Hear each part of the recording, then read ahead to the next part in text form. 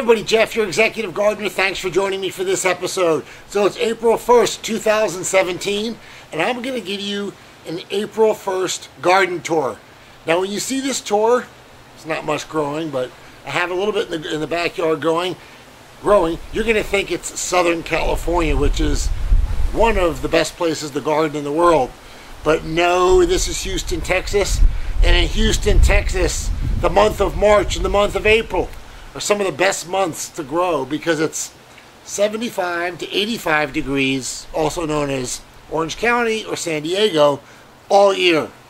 In the months of March, April, even into some of May, and then June, cut it.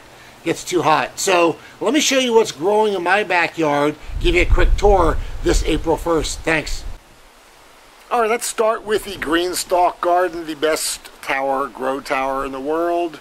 I love it. I don't get paid, I just love it. But look at this. What I'm going to do this year is I'm going to grow cherry tomatoes all the way down it. Look at all these blossoms that I have.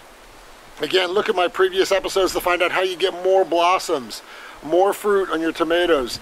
No mold, no mildew. I actually did an episode a few episodes ago how to get rid of that. I actually use Serenade, which is an organic product that you can put on there. You won't see any black spot, mold, mildew, any early blight, late blight on these plants. Look great.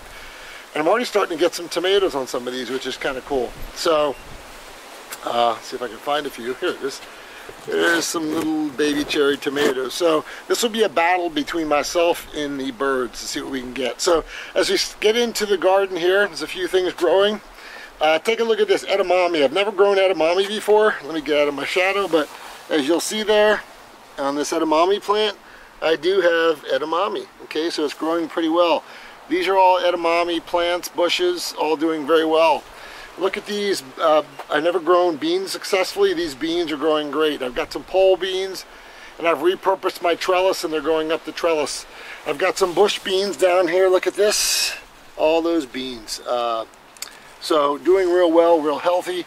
You don't see much, again, blight on here. A little bit on these leaves, but for the most part, we're doing really good.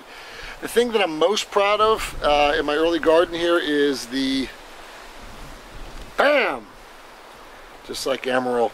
Look at that broccoli head, okay? Look at that. Now I've got a pretty big hand, okay? Extra large glove. So look at that head of broccoli, just to give you in perspective. That's something, okay? And what I did here is both these beds, I put my rabbit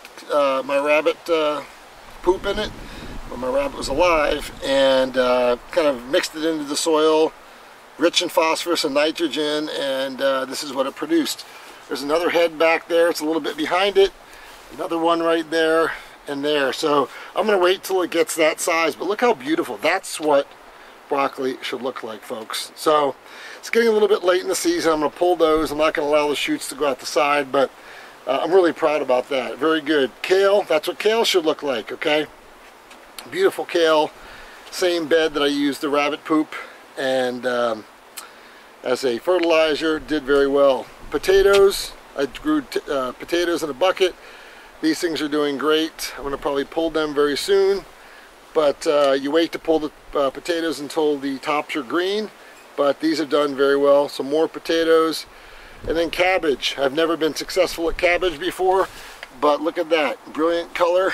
The heads are starting to come along pretty well. Yeah, the thing I like about cabbage is these lower leaves kind of protect the leaves in the middle. Some of the bugs and some of the other things get to the lower leaves, but they leave the top leaves alone. So, and certainly the head of cabbage in the middle. I've never, believe it or not, grown peas before, snap peas. So I do have some sugar snap peas that I have here, not completely done, but are growing successfully. Very pleased about that, and hopefully we'll get a few more. More potatoes, just a different type of potatoes. Now, as most of you know, I took out my grapevines this year, and what I did is I repurposed them. So I'm growing these Oriental Cucumbers under here, so these things are going to vine out pretty good. So when they vine out, I'm going to have them grow along the trellis. And these cucumbers, you know, they get 3 feet, 4 feet long and narrow, and I'm going to allow them to grow on the trellis. In addition, many of you didn't know, but you can grow apples in Texas, okay? So here's my apple tree, and there are plenty of apples here on the tree, as you see. And what I'm doing at this point in time is just trying to keep the squirrels away from them, because they will beat me to them. But these are pretty cool apples. It's a 2-in-1 tree. If you live in Houston, I got it in Enchanted Gardens, because I know you're going to ask. And then of course I've planted some additional cucumbers. I want this whole trellis to be different types of cucumbers. So very excited about that, and things are going very well. But as you see, everything is very green here. Looks very plush. Let me show you my side garden real quick, and what's growing there. Start with more cucumbers. So these are pickling cucumbers. They're going to grow up the trellis, okay? More over there. And this bed used to be, I have grapevines and used to have kiwi in it, and I pulled it because they didn't do that well. And this will be my cucumber area. Now we make a lot of dill pickles. I make my homemade dill pickles, another video about that, but we're going to grow lots of cucumbers. This here is my Concord grape plant, doing very well. Lots of flowers that have gone to grapes. There's going to be grapes, little buds that go on to flowers that will turn to grapes. There's my fake snake in it. But we will have Concord grapes. We use that for jelly. So as we get into kind of the gardening octagon, as I call it, I'll show you what we have going on here. So as usual, we have a number of pepper plants that are growing here. They should be good to go in about 6 to 8 weeks. They're still relatively young. Over here, this kind of grew on its own. This is celery, which probably has another 60 to 90 days to go, but hopefully it doesn't get too hot. And then we have a variety of beefsteak type tomatoes to tomatoes that are 6 to 8 ounces. So numerous varieties here. I still got to get out here and weed.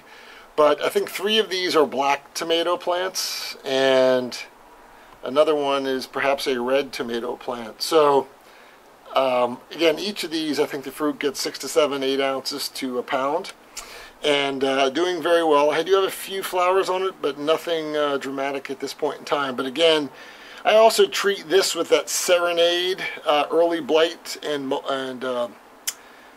powdery mildew organic solution. It works very well, no problems there. These are my favorite tomatoes, the black seaman tomato. You've heard me talk about them before. Young, these are certainly different type of leaves than your typical tomato leaf, and it's called a potato leaf tomato plant, but again, doing very well. And these are probably 6 to 8 weeks out of growing tomatoes. So all is very well. Now we're supposed to get a gigantic storm here in Houston tonight, so my hope is that I don't get too much damage with wind and all kinds of stuff. If you don't live in Texas, you probably have never been through a storm like this, but it'll get pretty wicked, so hopefully these plants won't get too destroyed. But overall, it's been pretty nice. 75 to 85 degrees. The plants, as you see, are all doing very well, and we'll prepare for the storm tonight. So that's my quick tour of my garden this spring 2017, April 1st. So nothing too greatly scientific, just success at this point in time. So as you see, I'm going to start harvesting a lot of this type of stuff in the next week to next 60 days before summer hits in a brutal, heaty, sweaty, humid Houston summer.